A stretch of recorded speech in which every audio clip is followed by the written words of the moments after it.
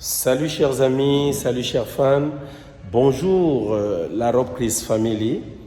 Je vais vous parler d'une situation qui me dérange un peu vraiment ce matin.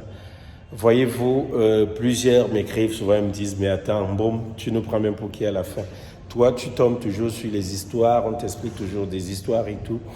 En fait, ce que les gens ne comprennent pas ici est quoi et que, n'est-ce pas, nous autres, moi, je me classe, je dis souvent que je suis influenceur. Et pourquoi je dis que je suis influenceur? Parce que un influenceur, c'est quoi? Un influenceur, c'est celui-là qui, étant dans un domaine précis, on peut être footballeur, on peut être comédien, on peut être fonctionnaire, on peut être informaticien, on peut être laveur de voiture, on peut être médecin, on peut être infirmier, on peut être sage-femme, on peut tout être, n'est-ce pas? Et dans son domaine, donc, on a la réputation d'être célèbre. D'être célèbre. Et quand on est donc célèbre ici, parce qu'on fait bien notre travail, parce que le travail il est bien fait, derrière donc, on a une influence sur la société. Ça peut être sur la jeunesse, ça peut être sur les fans qui nous suivent et tout. Et cette influence, comme j'aime souvent le dire, doit être une influence positive et pas une influence négative. Non, c'est pas le genre d'influence où une jeune fille ira prendre peut-être le téléphone, aller faire des nudes, les balancer sur les réseaux sociaux et puis derrière, elle devient une influenceuse. Non, c'est pas ça l'influence. L'influence, c'est comme je vous explique, on fait bien son boulot et derrière, on est célèbre dans ce boulot-là et d'autres qui veulent être comme nous voient en nous se voient comme dans un miroir à travers nous. Donc, ils apprennent beaucoup de nous. Donc, ça fait que moi, je dirais toujours dit, je suis un influenceur. Et quand je le dis, c'est pas pour dire. Alors, je vais vous raconter une histoire qui est arrivée aujourd'hui. J'étais en train de venir au sport et j'ai dû m'arrêter pour intervenir. J'ai dû m'arrêter pour intervenir ici. Il s'agit d'un benguiste. Un benguiste, vous savez ce que c'est quelqu'un qui vit de l'autre côté, il vit de l'autre côté, et puis il a fait comme ça, il avait acheté son terrain. Il a acheté son terrain au pays. Et ayant acheté ce terrain-là, le mec, c'est depuis 15 ans aujourd'hui qu'il a acheté le terrain.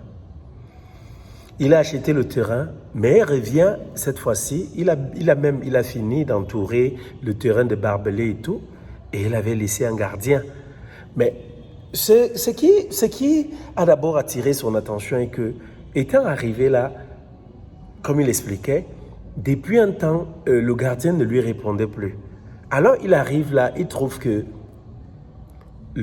sa parcelle de terrain, où il a pourtant les papiers, tout avait été signé, mais il se retrouve qu'il n'y a plus de tous ces barbelés qu'on avait eu à mettre parce qu'il a acheté le terrain, il est parti, il a laissé quelqu'un pour faire tout cela. Donc, c'était entouré de barbelés, c'était entouré de bornes, les longues bornes là, pour ceux qui connaissent les longues bornes là, souvent, on a mis les barbelés. Il arrive, il n'y a plus ça. Et plus loin, il y a déjà une fondation sur son terrain. Il y a une fondation sur le terrain, mais il dit, ben écoutez, mais c'est mon terrain ici, c'est là où il se rend donc compte que, étant de l'autre côté, il avait bien appris que le papa était mort, le papa avec qui il avait traité était mort, dont le père des enfants qui sont restés en vie, il n'est plus en vie, et il avait même eu à participer. Il a participé parce qu'il avait envoyé sa contribution pour l'ensevelissement de ce papa-là. Mais maintenant qu'il arrive au pays, il veut commencer les travaux. Les enfants viennent vers lui et lui disent, tiens voilà, écoute, à l'époque, tu avais acheté le mètre carré ici à combien? À 2000 francs. Aujourd'hui, le mètre carré n'est plus à 2000 francs. Le mètre carré, aujourd'hui, nous le vendons à 12 000, 10 000 de plus. Parce que, voyez-vous, une route goudronnée a été faite ici et le quartier a assez... Donc, à l'époque, c'était un petit village et maintenant, la zone a assez évolué. Et maintenant, les enfants disent, le monsieur, il ne doit plus, donc il avait dupé leur père. C'est pour cela qu'ils ont vendu le terrain à quelqu'un d'autre. Je me suis posé la question de savoir si on est toujours dans les républiques ou alors nous sommes actuellement dans la rue publique. Parce que je ne comprends pas. Soit c'est la République, soit c'est la République. Où tout le monde fait ce qu'il veut, où on ne respecte plus les institutions, où on ne respecte plus le droit, où on ne respecte plus la loi. D'où vient-il que quelqu'un ait eu à dépenser son argent, même si cela date de 30 ans aujourd'hui, et qu'on vienne à lui dire aujourd'hui, non, écoute, tu vas déguerpir parce que on t'a déguerpi, parce que voilà, on va te remettre ton argent. Parce que oui, l'aîné a dit que son argent est gardé, l'argent qu'il avait eu à donner à leur papa par le passé est gardé. Il avait donné 2 millions de francs parce qu'il avait pris 1000 mètres carrés. Et aujourd'hui, ces 1000 mètres carrés, au lieu de les acheter à 2 millions, il aurait plutôt dû les acheter à 12 millions. Donc, il faudrait qu'il prenne ces 2 millions de francs et qu'il pourrait tout simplement le dédommager en donnant 1 million en haut pour qu'il aille s'octroyer un lopin de terre ailleurs. Mais le monsieur, tout confus, a dit non, je suis désolé, rien ne se fera ici. Je vais vous démontrer, je vais vous montrer que non seulement j'ai de l'argent, non seulement j'ai des relations, mais aussi le Cameroun est un pays et un état de droit. C'est comme ça que ça s'est passé. Le gars s'est retrouvé en train de presque bagarrer, donc la bagarre, ils se sont retrouvés dans la bagarre carrément. Les gens, il arrive là, on menaçait même de casser son véhicule et tout. Je me suis arrêté, j'ai dit non. Non, non, non, non, ça ne peut pas se faire ainsi. Les choses ne peuvent pas être faites de cette manière-là. Est-ce que les gens pensent au karma? Quand on fait savoir à ce monsieur aujourd'hui, on lui dit non, c'est 2000 francs, tu avais acheté le terrain à l'époque à 2000. D'accord, à l'époque à 2000. Le coût de la vie, c'était quoi? Ces 2000 à l'époque représentaient quoi? Est-ce que les gens savent que 2000 francs, à un moment donné dans cette vie, ont pu représenter une grosse valeur à cette époque-là aussi? Quand on sait aujourd'hui qu'une bouteille d'huile peut-être peut se retrouver en train de coûter 1500, 1600 francs, alors qu'à cette époque-là, vous verrez que la même bouteille d'huile qu'on achète à cette époque-ci, à ce prix-là, pouvait coûter peut-être 400 francs ou 500 francs, voire moins.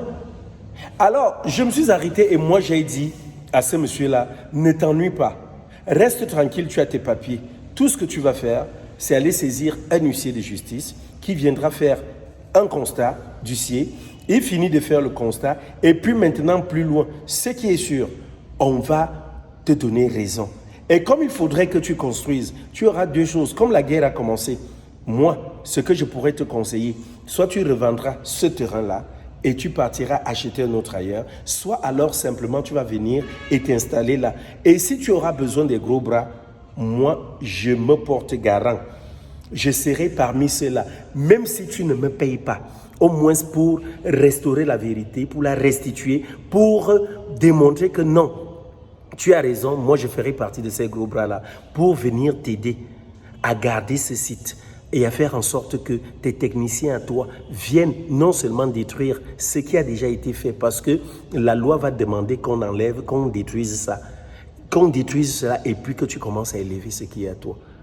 Est-ce que les gens, à un moment donné, craignent même encore la vie? Est-ce que franchement, moi, je pose cette question-là. Est-ce que les gens ont vraiment encore peur? Votre père vend le terrain à quelqu'un, même si ça fait 30 ans. Il est inadmissible que vous leviez un matin pour venir dire, tiens, voilà, tu dois partir parce que tu avais trompé notre père. Le terrain, à ce moment-là, tu l'avais acheté à 2000. Aujourd'hui, le terrain coûte 12 000 francs. Non. Est-ce que c'est aujourd'hui que le terrain coûte 12 000 francs et il a acheté à 2 000 francs? Non. Donc arrêtons cette histoire-là, cette façon de faire les choses. Ce n'est pas du tout bien. Pensons au lendemain, pensons à nos enfants, pensons à tous ceux, n'est-ce pas, qui dépensent de leur argent. Comment est-ce qu'ils travaillent cet argent-là? Vous allez m'excuser, je suis en salle de sport, dont les gens parlent de l'autre côté. Pensons à toutes ces personnes-là. Comment quelqu'un peut s'asseoir pour travailler son argent? Il est inadmissible que durant des années, quelqu'un ait eu à se dire, tiens voilà, je vais me battre parce qu'ayant déjà acquis son lopin de terre, et que par derrière, quelqu'un puisse venir dire, tiens voilà, non, moi je ne peux pas, notre père, tu l'avais dupé et tout. Vous pensez être plus sage que votre père à cette époque-là? Tout ça, c'est quoi? C'est la cupidité. C'est la cupidité. Les gens ont tellement l'amour de l'argent aujourd'hui au point où ils oublient les vraies valeurs. Alors, changeons de vie, changeons de comportement. Et à Saint-Benguiste là aussi, le seul conseil que je peux vous apporter ici, sachez où acheter le terrain souvent. Quand vous avez déjà eu à acheter le terrain, hein, laissez une personne digne de confiance derrière. Un gardien peut partir à tout moment. C'est vrai que vous me direz que les membres de vos familles, de nos familles nous déçoivent souvent et tout ça, c'est vrai. Mais laissez toujours quelqu'un derrière, une personne de confiance qui est là pour vous et tout. Et pourquoi même pas plus loin, si vous pouvez installer même une caméra quelque part, mettez un poteau, mettez une caméra là, demandez à un voisin de vous mettre le courant pour pouvoir, étant là-bas, regarder même ce qu'il se passe sur votre zone. Mais comme ce ne sera toujours pas ça, la seule chose que je puisse dire, parce qu'ici même, les benguistes n'ont pas, le benguiste n'a pas eu tort. Il a décidé de faire de son terrain, c'est son terrain, et il en fait ce qu'il veut. Il a décidé de revenir construire 15 ans après. C'est sa vie, il fallait qu'il réunisse les moyens. Alors, il se retrouve face à ce problème-là. Donc, je voudrais interpeller les uns et les autres dans la conclusion pour leur dire, faisons attention à ce que nous faisons aujourd'hui, de peur que ça ne retombe soit sur nous, sur nos enfants. Et il y a le karma qui existe. Notre pays est un état de droit et force reste à la loi. Sachons raison garder. La Rob Peace Family vous aime très fort.